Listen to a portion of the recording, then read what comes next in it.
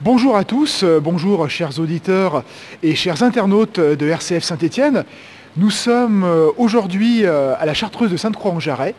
Précisément, nous sommes dans l'église et nous sommes en compagnie d'Adrien Tidjarian.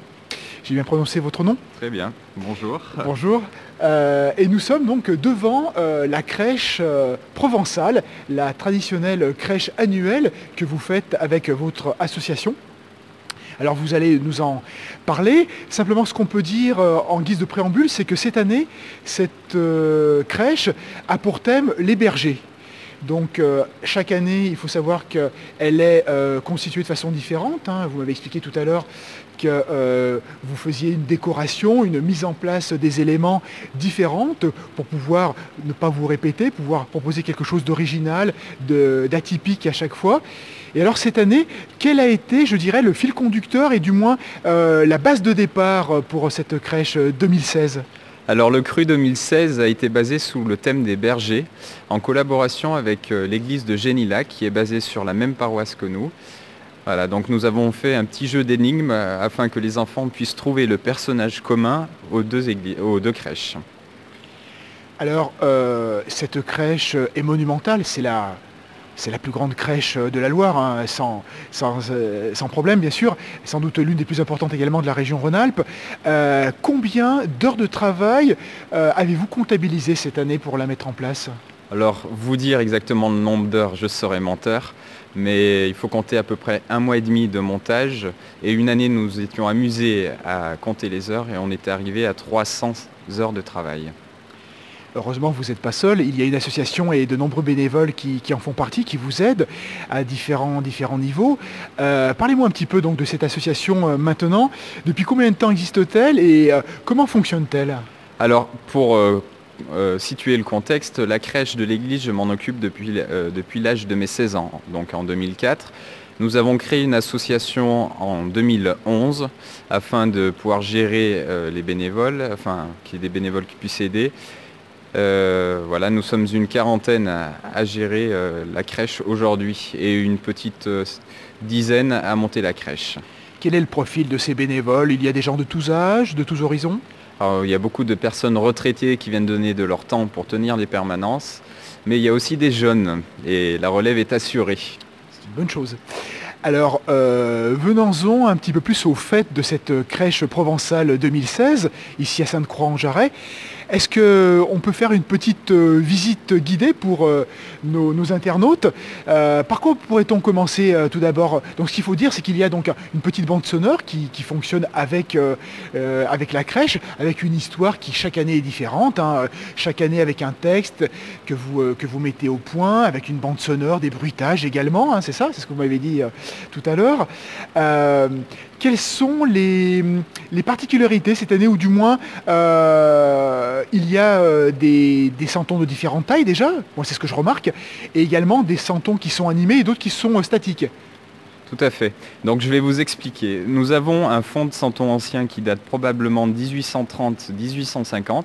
C'est de la fabrication des carmélites d'Avignon qui sont spécialisés dans la fabrication des santons en cire. Alors, on peut s'approcher un petit peu ? Alors ce sont des santons de 60 cm de hauteur et on peut les différencier car ils ont des yeux en sulfure. Ce sont des yeux en verre qui leur donnent une expression très réaliste. Ces santons ont été leur avis vient compléter la collection. Donc c'est un santon qui a été fabriqué en 2009. Alors toujours par les carmélites d'Avignon, mais le style de travail a complètement changé, ainsi que la matière. La cire n'est plus la même. Avant c'était une cire naturelle, aujourd'hui c'est une cire synthétique. On peut le voir par rapport à la couleur de la cire. Alors l'enfant Jésus, bien sûr, n'est pas encore dans l'étable, c'est normal, nous ne sommes pas encore le 24 au soir.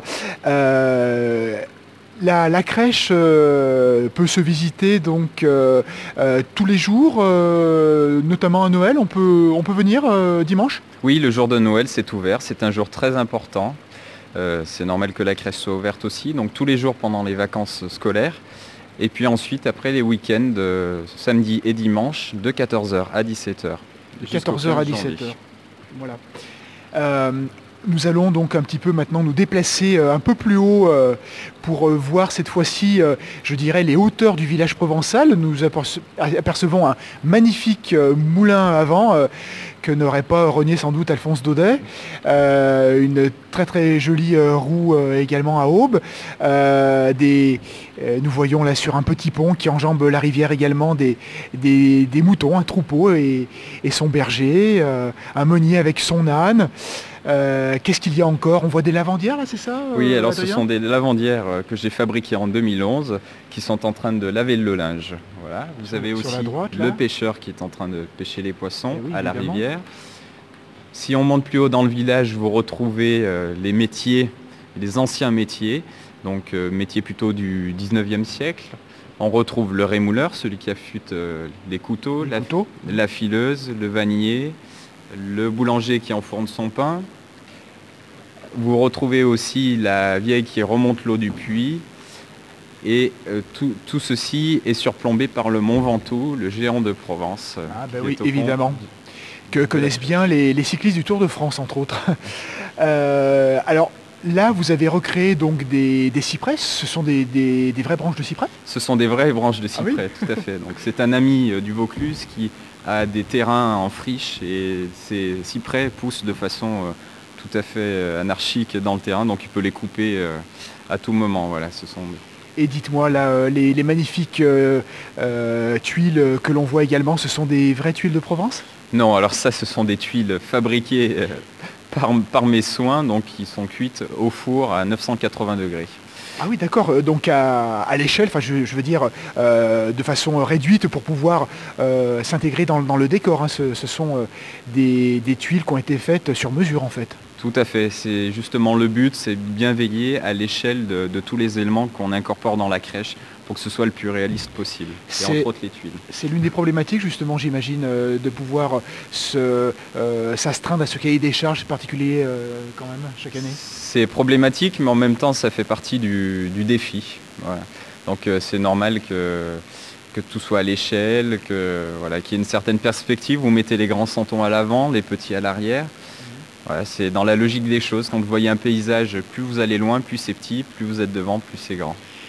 Et alors, qui vient visiter la crèche provençale de Sainte-Croix-en-Jarret? Alors, on vient de loin? Ah, il y a des gens qui viennent de très loin. J'ai des passionnés qui viennent du Vaucluse, des Bouches-du-Rhône. Et puis, en cette période de vacances scolaires, il y a beaucoup de personnes âgées qui viennent avec leurs petits-enfants et qui se retrouvent souvent dans la région, chez les grands-parents, mais qui viennent des quatre coins de la France. Alors vous avez des mots vraiment de Bretagne, du nord de la France, du sud-ouest, c'est extraordinaire. Des 4 points cardinaux. Et voilà.